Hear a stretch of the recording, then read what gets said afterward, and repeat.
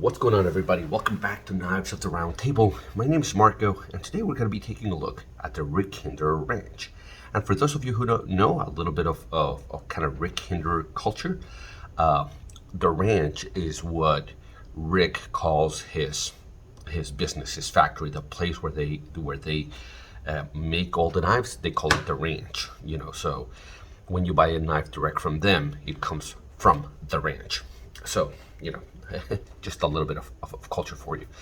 So the Rick Hinderer Ranch, it's a knife that's been out for a little while. I think came out probably 2 years ago or so.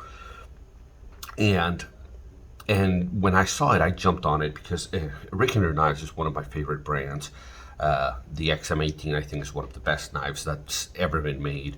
And the fit and finish and the quality that they put out, made in the USA, a lot of good things about it. So I jumped on it. So today we're going to be taking a look at one of the they've increased their number of fixed blades of their lineup, and this is one of them. They've come up with many more since, and I'll talk a little bit more about some of them here in a little bit. But let me give you the tour of the knife. So to start, it's I guess a medium large fixed blade. Okay, overall length comes in at, call it 10 and a half, 10 and 3/4 or thereabouts, with a 5 1/4 inch blade, just about. It's made out of CPM 3V steel. Okay, this grind is the Spanto grind. I don't know if you can tell, there's a line right here where the grind changes. You can also see it in the secondary bevel, right around there. Maybe you can see it better on this side. Let's see if we can show you there. You see that line right there, right here. So basically you have a grind that goes in this direction, and then you've got kind of a compound grind, but it's very, very subtle, at least in these knives. You've got a little bit of a harpoon swedge up here. You've got a forward finger choke that's very generous, so you can choke up on the knife. You've got some jimping that is, it's fairly deep, but it's all been rounded, so it doesn't hurt in the hand. Then you have, this one is in the burlap micarta handle. You held up by 2 screws. You got a lanyard hole in the back and a full tank construction. So that's kind of it. Now, in one of my previous videos, I asked to get recommendations for size comparisons. And I got a really good one, and I went ahead and I'm gonna use it. So from now on, I'm gonna compare it to the paramilitaries 2 and 3 for those who have folders. Okay, so that's kind of the size. As you can see, it's a larger size knife. Obviously not in the, with fixed blades, talking about a larger knife, because you have like buoys and machetes, and then you start getting bigger and bigger and bigger, right? But I would consider this a large size fixed blade. So that's against the pair, and the size comparison that I was recommended are against SE. So here it is against the SE3, and here it is against the SE5. And I like the recommendation quite a bit, because a lot of people have SEs. They're not tremendously expensive. They're considered good quality. These are the first SEs I have had. I haven't even taken them out to the field. They're brand new. I like that they say what they are for size comparison. I will take them to the woods this winter, and I'll do a review sometime soon. But here it is, the comparison. So it's very comparable, at least in length, to the SC5. But what it is not comparable is the thickness. So let me try and give you. The SC5 is considerably thicker. This is a 1/4 inch thickness. This is probably 3/8. When you have them in hand, The weight is tremendously obvious. This one is much more beastly of a knife weight wise. So let's start with our review, and if I'm gonna link towards the end of the video, I'm gonna link to my top fixed blades knives. And what I said in that one is when this one was let's say disqualified.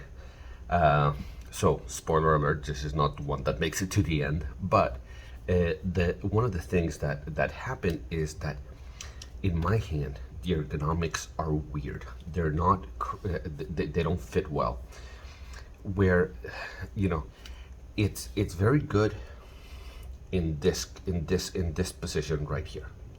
That's where my hand wants to be. But in the primary, in a hammer grip, on a saber grip, or even choked up, something's off. I think so. It's got the right shape of the Coke bottle, but I think the swell is too far back. I think it should be a little bit more forward, because when I grab it, when I'm here, I'm gonna go like this. The swell ends up in this part of my hand instead of right here in the middle of my hand. So I think it's in the wrong position. And then what you have is, even though this is really nicely contoured, the contouring in this direction from this plane to this plane is very boxy. So let me see if I can try and show you the difference with the Essie. The Essie, well, just to give you an idea, the Essie used to have boxy handles. This is now what they call the 3D handle, and it goes it's this nice smooth curve all around. Instead of having this, feels more like a 90-degree change with a little bit of rounding here, and this one just feels like a continuous arc from here to here. So this one feels really nice in the hand. This one, the ergonomics on this one are amazing, while the ergonomics on this one are actually pretty poor. And it's the thing that I didn't like about these. And for fixed blades, because they're meant for harder use, you're gonna bear down on things, you're gonna baton with them, you're gonna chop with them. Ergonomics are extremely important. So the reason that I disqualified this one in particular is because of the ergonomics. Now, they came out with the Emmett, which is a smaller fixed blade, more akin to the SC3, at least in that size range. And that one, the ergonomics are phenomenal. The contouring, the handle is it's just spot on. This one, in my opinion, like I said, the swell is too far back. It should be further up here in the front, and the contouring from here to here, it's too boxy, and it's not comfortable. Now, let's go into cutting. So cutting, my use for fixed blades is camping type application, bushcraft type applications. Okay, hunting a little bit, not much, but certainly not survival type applications or tactical applications. Okay, so those are my uses, and for those uses, this one's felt a little bit strange. It's very difficult to feather stick with this knife. It's not thick enough, it's thick, but not thick enough for batoning to split the wood. Something like the thickness of an SC3 splits the wood much better. So for my uses in bushcraft and camp type applications, the grind on this one was not the best. It has a very robust tip. I really like that. I appreciate that, especially if you want to dig into something and pry something. You shouldn't use your knife that way, but you do it anyways, and I appreciate that that they've done this. It has a very robust tip, especially with the harpoon up here, because what it does is it increases the amount of material up here while keeping the swedge, so you get more material up at the tip. So for the cutting task that I use it, it did not excel. It did not excel for that type of thing. There's many other larger knives that I would recommend for camp and bushcraft type applications other than the wrench. Now, many times they don't tell you what the intent of the knife is, right? You kind of have to figure it out, and maybe I'm using it wrong. But if you're looking for a knife for that type of application, then I would say that this is not the knife for you. Now, fit and finish is outstanding. It's classic Rick Hinderer quality. The grinds are perfectly symmetrical on both sides. The stone wash, or I don't know if it's black wash or black DLC. It's really, really, really nicely done. It came screaming sharp out of the box. It still is. The heat treatment on the 3V steel. And by the way, I think 3V it's an excellent choice for fixed blades. SE5s are 1095, and I haven't had experience with 1095. I live in a more humid area of the country, so we'll see how these hold up for rust. But I like 3V steel. I think it's a very balanced steel for hard use fixed blades. Probably my favorite fixed blade steel. I think everything's very nicely done. The logo is super crisp.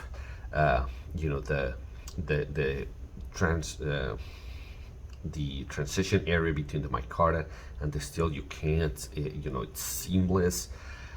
It's really well built. And actually, one of the nicest things that it comes with is, and I think they outsource it, but the sheath that it comes with, it's this incredible leather sheath that is, just really well made. It's it's very nice. So fit and finish is as legendary as all the quality of every Hinderer knife that I've ever owned. I think the ergonomics are a little bit off on this one. So if you look at the video that I'm going to link here at the end, you can see which is the large knife that I would recommend over this one. It's not a bad knife. It's just that in my hand, the ergonomics are not great. And for the cutting task that I am using it, which again is, camping type stuff, bushcraft, some wood processing, a little bit of chopping, some toning, food preparation, feather sticking, some whittling, a little bit of carving, those kinds of tasks. This one, for whatever reason, I couldn't get it. I couldn't get it to perform the way I wanted. Now, I'm going to do a review of the Emmett here in the not too long distant future, and the Emmett is an excellent cap knife. I took it camping here in Thanksgiving, and that was outstanding. So be on the lookout for that. I feel a little weird because Rick Hinderer is a company and a community that I admire so much, and I think that they produce outstanding knives. This one in particular, this one is not, in my opinion, their best offering, and maybe it's because they don't specialize in fixed blades. The